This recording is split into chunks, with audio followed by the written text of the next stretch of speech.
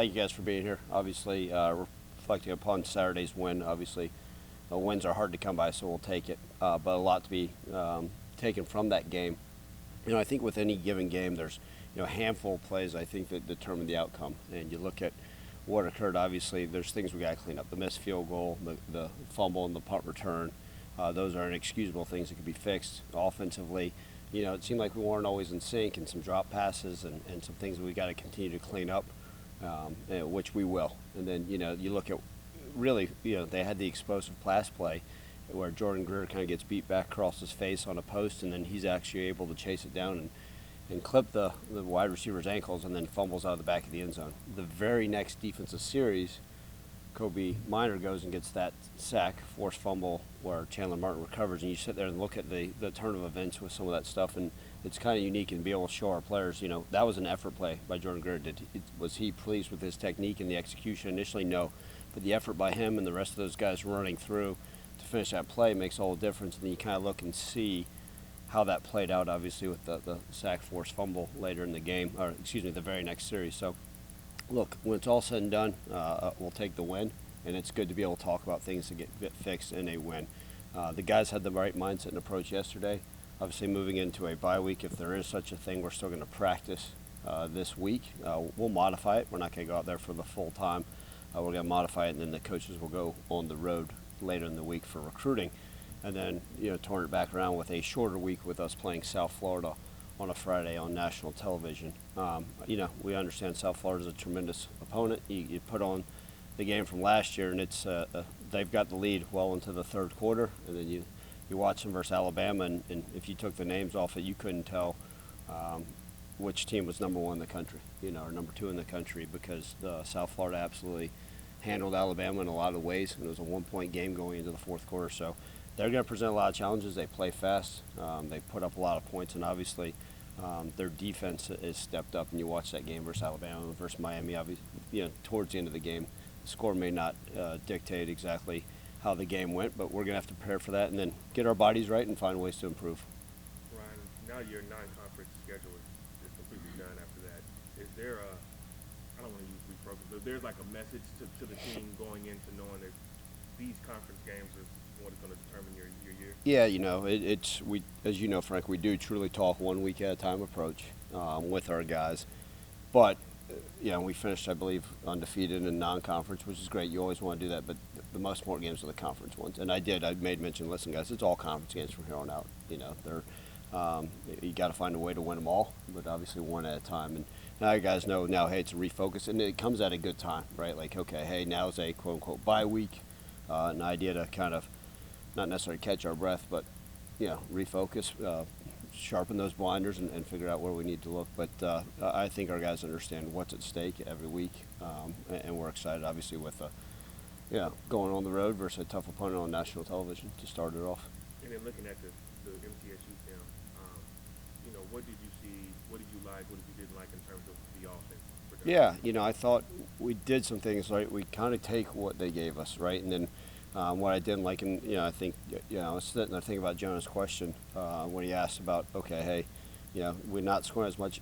I don't ever take into that. The stats and stuff aren't necessarily that, but we're missed some of the explosive pass plays where the opportunity, if we caught them, it's a completely different ballgame. Maybe put it out of reach a little bit earlier. But I believe, in our 3 explosive pass play attempts, 2 were actually drops. And those are the things we got to fix to work to clean up. Whether teams playing man coverage or playing top down, we got to find ways to get those things.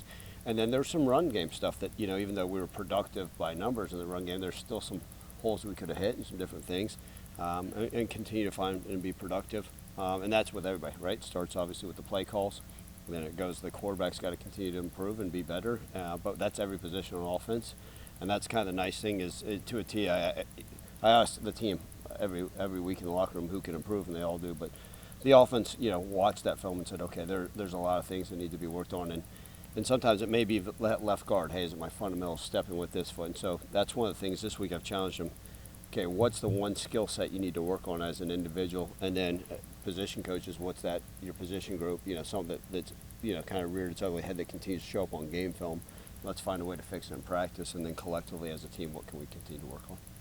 being at your midweek bye weeks, you I know game 6 in 2 weeks, but you're middle of the season. Where do you kind of evaluate things right now through the first 5 games? Obviously, it's a progression through 12 games. Yeah, we have not played a complete game, Jeff. That's the one thing that through the first 5 games. First off, disappointed that we haven't won every game. That's the number one factor, right? Is winning football games. I love the expectations and the standards that we set within our own program, right? You're disappointed anytime you lose a game, but those are the games in the past to learn from. And then more than anything is, we can continue to clean up the fundamentals, right? Whether it be tackling, blocking, being better on block defeating, better on the perimeter blocking, all those things. There's those basic things that, at times you look and you're like, wow, we're really good at this, and other times you're like, that's not very good. And so I'm not overly pleased. Look, I know we're doing some great things, and a lot of individuals are at times, but overall as a program, starting with me, we just haven't been consistent, successful in putting together a complete game, and that's my job to make sure we can find a way to go out there and be really good on offense, really good on defense, really good on special teams for 4 quarters. And you're seeing that the different patches of that, and I know that's what every head coach dreams of. And I'm not asking for perfection, but we damn better be striving for it. And we're not close to where we need to be, and that's my job to make sure we continue to get that thing pushed in the right direction with a 4-1 ball club. With Seth said at the end of last game that first time going into a bye week that he's felt healthy. As team-wise, where you at health-wise? Do you feel good about going into the bye week where you are health-wise? Yeah, look, I think the Sutton Smith injury occurred so quickly into the season, right? Really our starting running back, a guy that we thought had high expectations. Some people would say maybe possibly the most explosive playmaker on the team. You lose in the first game in the first quarter. And for a lot of teams, they would say, oh, wow, that's but you find ways, right? Next man up. And that's part of why we've been able to see the emergence of guys like Brandon and Thomas back again. Obviously, Greg DeRosier will continue to see where he is and evaluate through this bye week. I think defensively we should be back. Obviously, it was good to see Elijah Herring back out there, who certainly still not full speed, but that's one of these things, right? Guys take care of their bodies. There's a lot of guys out there that are fighting through some stuff, but from that overall standpoint, I don't think we had any major injuries in this past game. So moving forward, anybody that we were able to see out on the field, hopefully should continue to be out there and see if there's maybe a guy or two that we can get back. Yeah, I think DK should be good. I don't think it's anything major. I think he's good to go and shouldn't miss any time with injury. When you look at, you kind of addressed it, but you got 5 weeks to that extra time. South Florida obviously a lot of challenges to deal with. And how do you manage big picture things that you want to improve this week versus just preparing for South Florida? Yeah, it's that good combination, Joe. One, it's a little bit different because it's not like it's a Saturday game, so it's okay. You guys always know how I do my math. I don't know. I don't care if I don't know if today's September 16th or we may be in December already. I have no idea. All right, but I do know today is a Monday in my book, right? Then guess what? Starting on Saturday, it's a Sunday in my book because we're playing then, right? And that Monday's a Monday's a Tuesday, Tuesday's a Wednesday, all because we're playing on a Friday night. So it does change a little bit because it's not like you got the full deal. Obviously you got to take part in recruiting. I think that's still the lifeline and of any program. So that's going to be part of what we got to do this week. We got to look at ourselves. I always want to do self-scout, but you don't want to get so, caught up in, okay, hey, every time the running back's over here, it's a 68% chance that we may be running or passing that direction. That's great, but is it a high enough percentage where you got to sit there and fix it and change it? You look at what you can do fundamentally to fix, but we're also going to prepare South Florida. We're not where we need to be from a film breakdown standpoint as far as preparing them because there's still things, early this week that I said, hey, these are things that keep showing up game after game that we got to find ways to improve upon. And so, this week I think it's going to be a combination of a little bit of preparation for South Florida. Obviously, make sure that we have an understanding. Hopefully, our guys are starting to get into the film, and then also, how can we improve ourselves? Because ultimately, we tell our guys all the time it's a faceless opponent. Obviously, we understand the different schemes we're going to face, but being prepared is going to be ultra important. But we also got to handle our own business and things that we got to get cleaned up. Honestly, you talked about this mid-season transfers a couple weeks ago, and then you have last week what happened. You went on the ending of Wyatt when I said that got through. When you think about things like that happening in the context of where this is all headed, what is it like in your 5 weeks doing recruiting to handle all this with potentially happening in the middle of the season and not just that being? Yeah, it is unique, right? Like there's, who would ever thought that we'd be here and there's going to be things. Like I tell you guys all the time, I do have the blinders on, focus 1 week at a time, Jonah. But you've got to be prepared for everything in college football, right? I mean, they're talking about the House. I just got an email before coming down here about the House settlement, something new on that. Some of the things that I'm adjusting to during the season right now is like, which will directly affect our recruiting. Our team's going to be at 85 scholarships next year, and then the full roster allotment. Like South Florida has 129 guys on the roster. Okay, well, if the NCAA comes out and says tomorrow, starting January, you're going to 105, and that's your max number. Well, I got to start looking at my own roster. Okay, what's that look like, right? How does that manage? Are we going to be at 105 scholarships? Those are conversations I need to have with our athletic director and our president. Oh, by the way, if we are at 105 scholarships, are the current guys on my team, or do we need to go out and recruit more players? Are we going to go to 90 scholarships? So those are all things that, like, normally during the season, yeah, I know what a number of scholarships I got, but now with the transfers, I think we're going to see over the next few weeks, there's going to be guys that are not playing for teams because they're, sitting out and holding out, maybe for other opportunities. However, it's disguised, and I think sometimes that's one of those things you'll see how those teams are doing.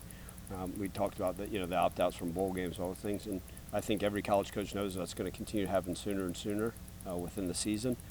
But reality, all I can do is handle what's in here, and if there's something that may have a direct effect within our program through the NCAA and all the different things that are occurring, I got to be on top of it. And I guess what I'm sure next week that you and I will be having a conversation like, okay, how about this new thing like going on or a situation, hopefully at another university, not at ours, that I need to address and be on top of, because it inevitably something's going to rear its head, and we got to be on top. And hopefully, if we have some foresight ahead of time to make sure that we are putting ourselves in the best position to have success moving forward. How enjoy bye week? Or is it something where you kind of get antsy, like you want to play again this week, but you feel like you get back into it? Is there something you look forward to? I hate bye weeks because everybody assumes that like I'll be at home at like 4 o'clock this afternoon hanging out. Like I had more people like, hey, now that you got this week off, you want to go grab dinner, or like, hey, can you do this? Can you speak at this?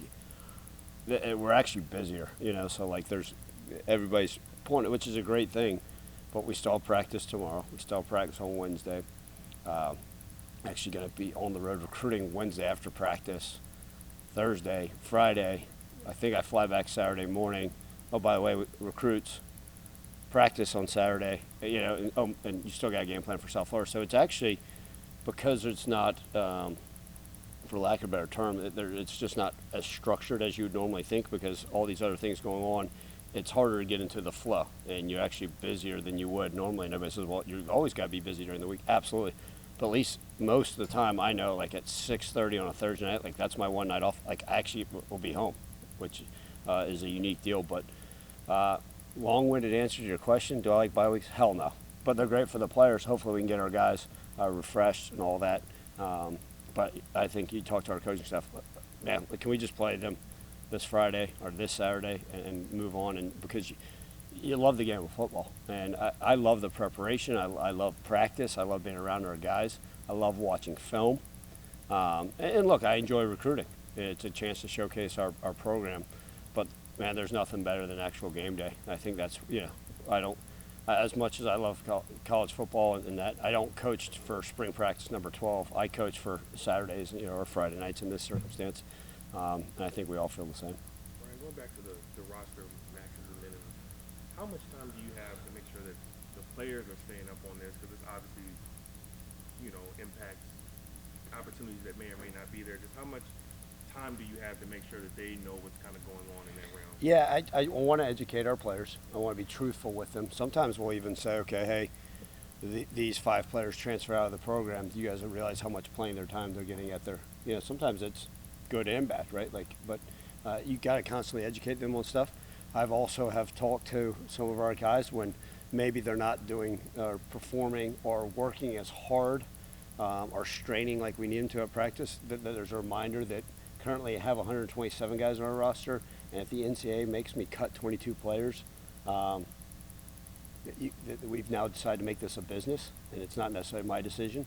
But if the NCAA feels like this is, or the House feels like this is the best for college student athletes, that to cut 22 players, then that's the reality of it. And so every coach is probably using it a variety of different ways.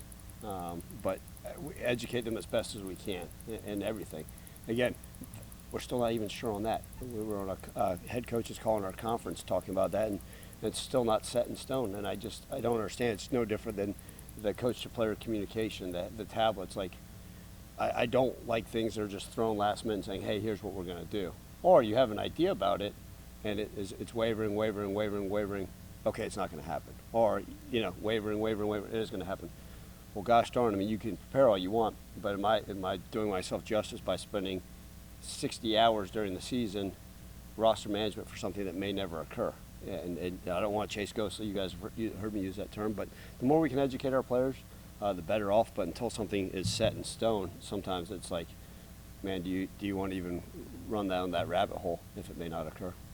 This might be a total off-season question, not a in the middle of the season type question. Well, everything's now, it's going back to what these questions, it's 365 days, so what you got?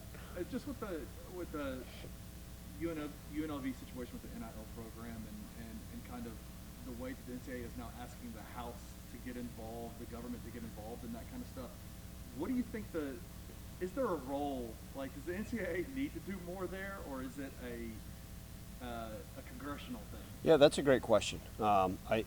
Here's what I've said, and I've mentioned this in the past. As head coaches, we're not always going to agree.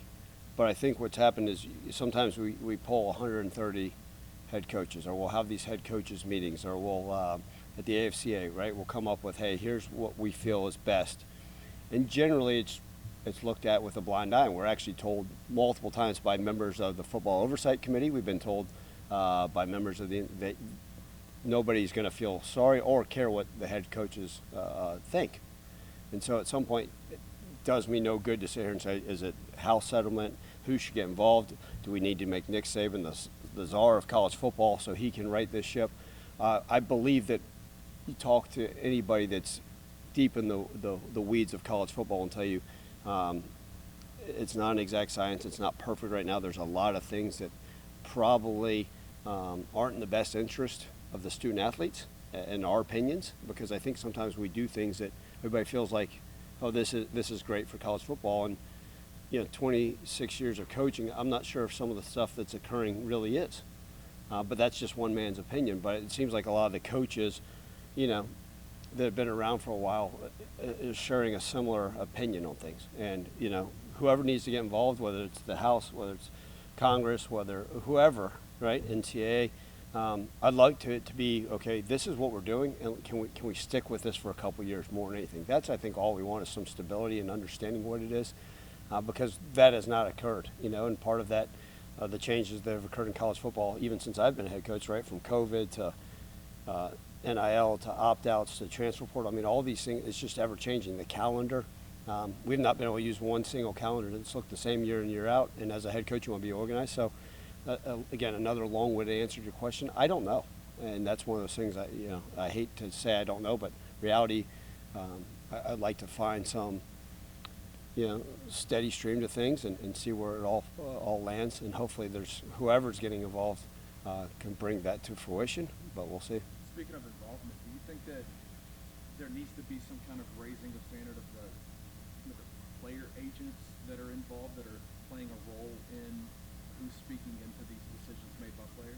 Well, I look, as long as I've been coaching, there's always been people in people's ears, right? There's been people in my ear, whether it's my 75-year-old mother or, an agent or other coaches or players, right? And I always tell our guys, be careful who you listen to, right? If it's a Big Daddy Cool hitting you up on Instagram and telling you he's going to make you $1 million because you need to transfer and your head coach doesn't always talk about it, just be careful with that.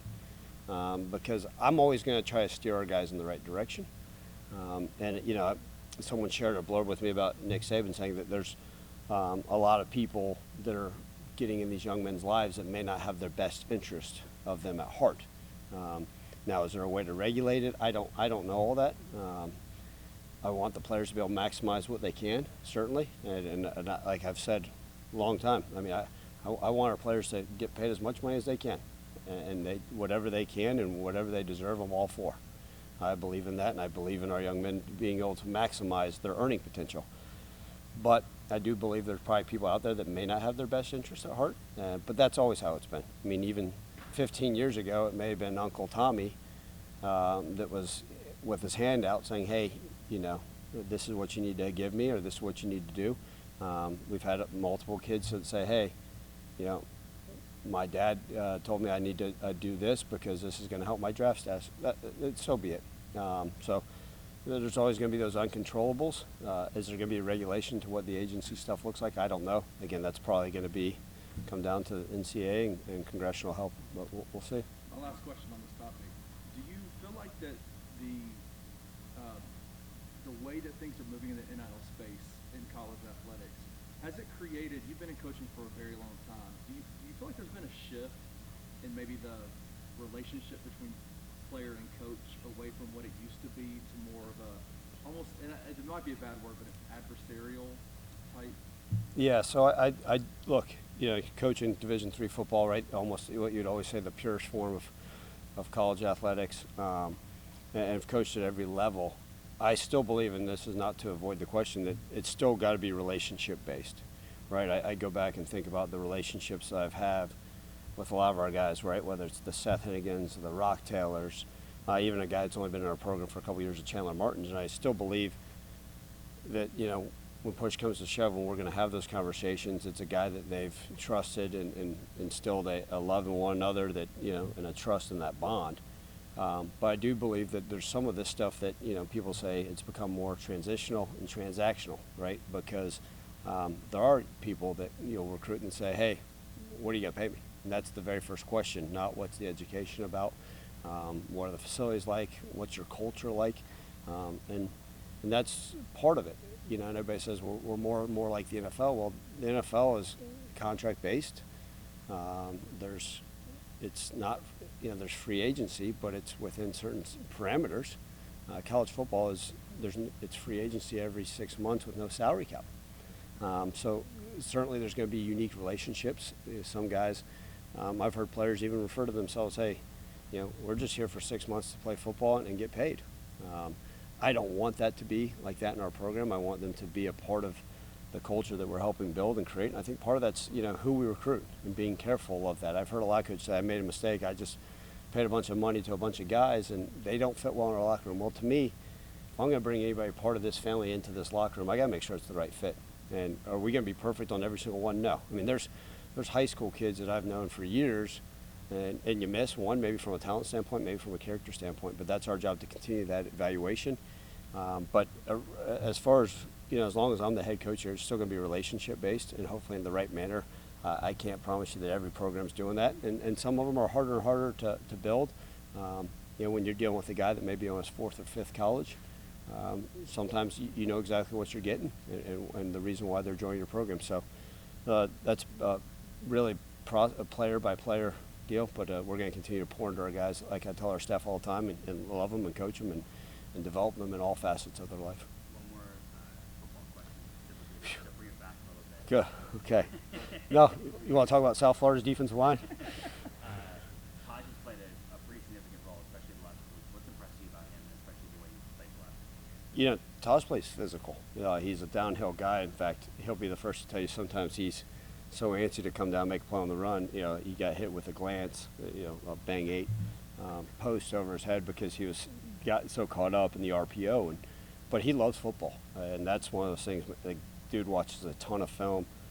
He plays with a lot of energy, but he's a physical young man. And when he comes downhill, it's with bad intentions. And so he's continued to understand the scheme. We've moved around a little bit. You know, initially he was out on the field in special teams, but he's certainly doing some good things. He's had a chance. He had a chance to make another play on the ball last Saturday, but he's got a nose and a knack for the ball that we're going to continue to need him to step up. Thanks, Coach. Thanks, guys.